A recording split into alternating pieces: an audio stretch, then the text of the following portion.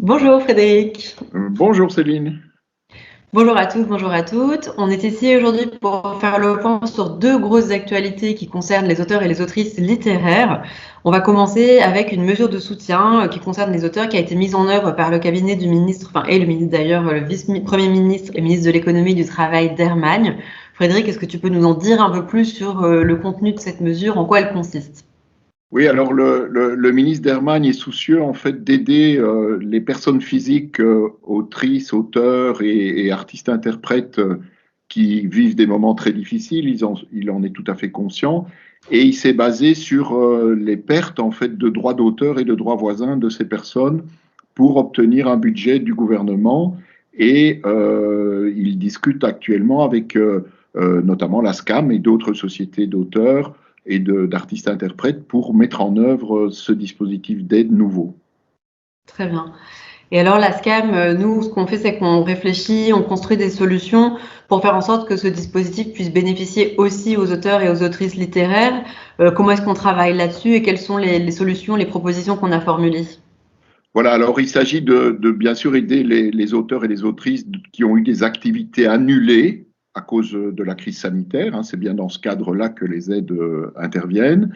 Et ces activités peuvent être bien sûr des activités publiques, hein, comme des lectures, des récitals, des spectacles vivants de tout type, des manifestations littéraires ou autres, pour lesquelles les auteurs et les autrices auraient perdu des droits d'auteur parce que ces prestations n'ont pas pu se faire, mais aussi ce que nous essayons de construire avec le cabinet, c'est de voir comment les annulations de publication d'ouvrages peuvent aussi être prises en compte et voir quelle est la perte en fait pour les auteurs et les autrices dans ce domaine-là. Donc ça, il y a un travail. Je pense que la SCAM est très originale sur ce terrain et est la seule pour l'instant à défendre et à rechercher une solution constructive pour ses membres et au-delà, puisque la mesure vise toutes les auteurs et les autrices, qu'ils soient affiliés ou non à une société d'auteurs.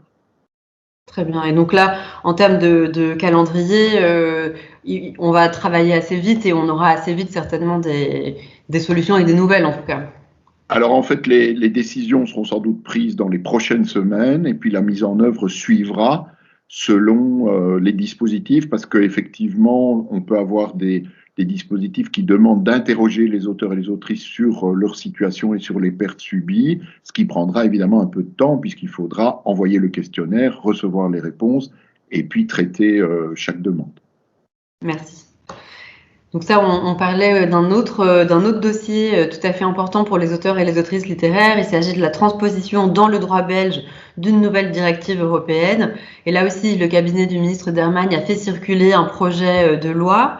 Est-ce que tu peux nous en dire plus et nous expliquer aussi en quoi c'est important pour les auteurs et les autrices, particulièrement du secteur littéraire? Oui, alors on a tous suivi en 2019 et contribué à l'adoption d'une nouvelle directive sur le droit d'auteur dans la société de l'information.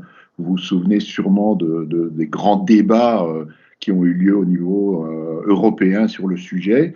C'est une bonne directive qui comprend des mesures très importantes et notamment en matière de relations contractuelles entre les auteurs, les autrices et, par exemple, leur éditeur de livres. Il y a toute une série d'avancées très importantes, et notamment une, pour être concret, qui est que si une œuvre n'est plus exploitée, ben, l'auteur peut ou l'autrice peut en demander le retour des droits. Parce que parfois, bon, un éditeur a achevé, je dirais, son projet par rapport à une œuvre, n'entend plus s'occuper d'elle, et les auteurs sont parfois désespérés de voir que ben, l'œuvre reste comme ça au fond d'un catalogue sans plus de vie vraiment éditoriale. Et donc, voilà une des dispositions que la directive va pouvoir transposer, enfin, se voir transposer dans le droit belge et pouvoir s'appliquer et pouvoir faire l'objet d'améliorations dans la vie quotidienne des auteurs et des autrices. Donc ce texte est très important.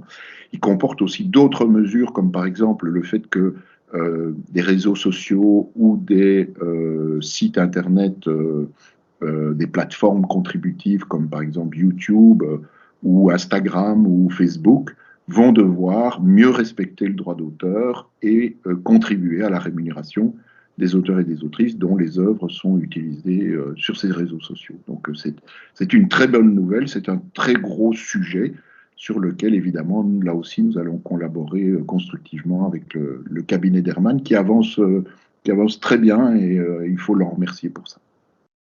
Très bien. Eh bien, à mon tour, je te remercie Frédéric pour cet éclairage et ces explications. Bien entendu, on continuera de vous informer sur les différentes étapes et l'avancement de cette transposition. Et vous trouverez toujours sur les sites de la SSD, de la SCAM et sur les réseaux de quoi vous informer. À bientôt et merci. Merci Céline, à bientôt.